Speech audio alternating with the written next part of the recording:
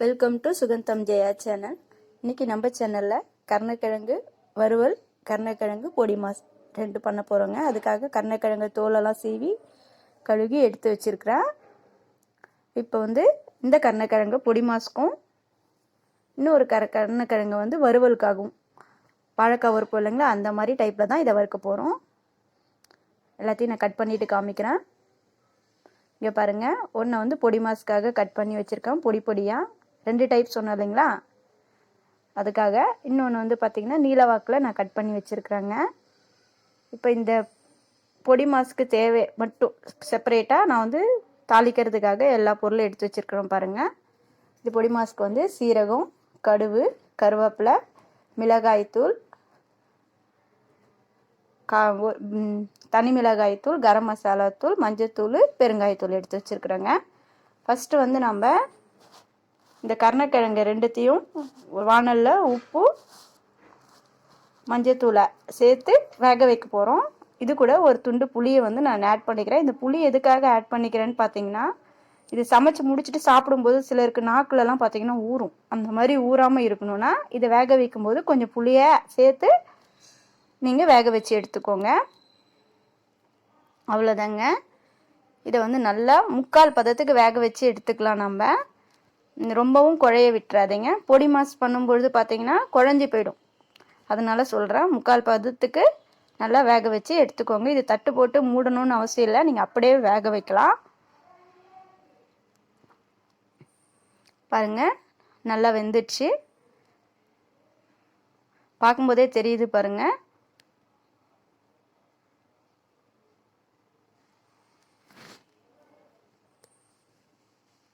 பார்த்தீங்களா, நல்லா வந்துடுச்சு. இந்த ஸ்டேஜில் நம்ம தண்ணி எல்லாத்தையும் வடிகட்டி எடுத்துக்கலாங்க.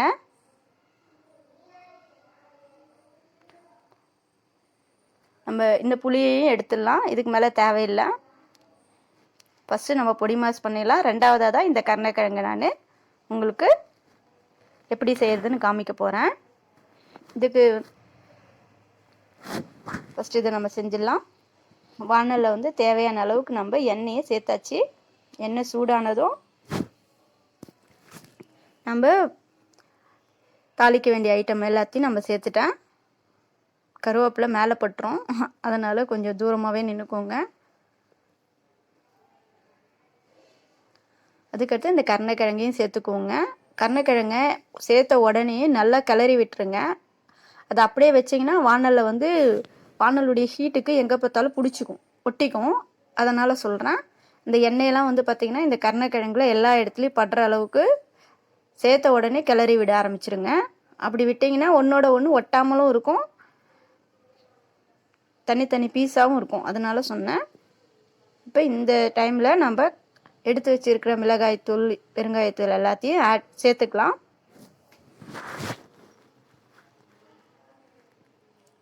நல்லா காரம்லாம் எல்லா இடத்துலையும் பரவுற மாதிரி கிளறி விடுங்க. இதுக்கு கொஞ்சம் தேவையான அளவுக்கு நீங்கள் கொஞ்சம் உப்பு கூட நீங்கள் சேர்த்துக்கோங்க. நம்ம வேக வச்சுருக்கோம் உப்பு போட்டு தான், ஆனால் இருந்தாலும் தண்ணியெல்லாம் வடிகட்டிட்டோம் இல்லைங்களா, உப்பு கம்மியாக தான் இருக்கும். உங்களுக்கு தேவையான அளவுக்கு உப்பு சேர்த்துக்கோங்க. இந்த மாதிரி நல்லா கிளறி விடுங்க அடிக்கடி. நீங்கள் 3/4 பதத்தில் தான் வேக வச்சுருக்கிறீங்க, அதனால் உங்களுக்கு இது குழஞ்சி போகாது. அடி பிடிக்காமல் இருக்கணுன்றதுக்காக தான் நான் கிளறி விட சொல்கிறேன். இப்போ இது மேலே நம்ம ஒரு தட்டு போட்டு ஸ்லோ பண்ணி வச்சுட்டு கேஸை மூடி வச்சிடலாம். நம்ம இன்னொன்று கருணக்கிழங்கு வறுவல் சொன்னோம் இல்லைங்களா, இதை இதுக்கு தேவையான அளவுக்கு நம்ம மிளகாய்த்தூள்,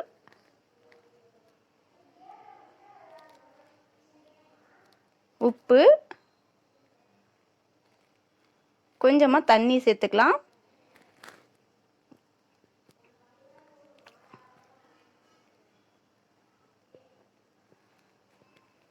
இது அப்படியே நல்லா கிளறிட்டு இது கூட நான் 1/2 ஸ்பூன் அளவுக்கு கார்ன்ஃப்ளவர் மாவு சேர்த்துக்கிறேங்க.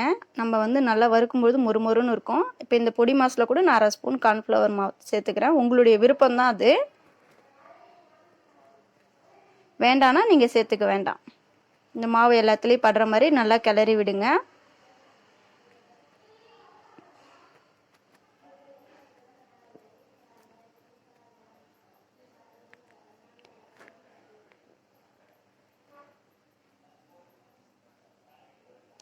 அடுத்தது நம்ம ஒரு தோசைக்கல்ல எண்ணெயை சேர்த்து கருணக்கிழங்க வறுக்க போகிறோங்க.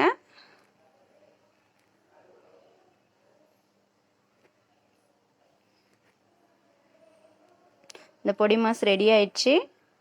நம்ம இப்போ நல்லா கிளறி விட்டுட்டு பாருங்கள், கொஞ்சம் முறுமுறுன்னு கூட ஆயிடுச்சு. இந்த ஸ்டேஜில் நம்ம ஒரு தட்டு போட்டு மூடிட்டு நான் வந்து கேஸை ஆஃப் பண்ணிட போகிறேன்.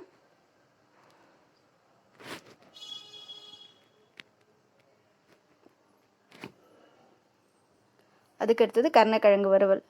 பாருங்கள், நான் எண்ணெயை சேர்த்துட்டேன். அதில் கருணக்கிழங்கு எல்லாத்தையும் வாழைக்காய் எப்படி வறுக்கிறோமோ அந்த மாதிரி இதில் எங்கே பார்த்தாலும் வச்சுருங்க. கல் நல்லா சூடாக்கிட்டு ஸ்லோ பண்ணிவிடுங்க. திருப்பி திருப்பி விட்டிங்கன்னா இந்த மாதிரி ப்ரௌன் கலராக மாறிடும்.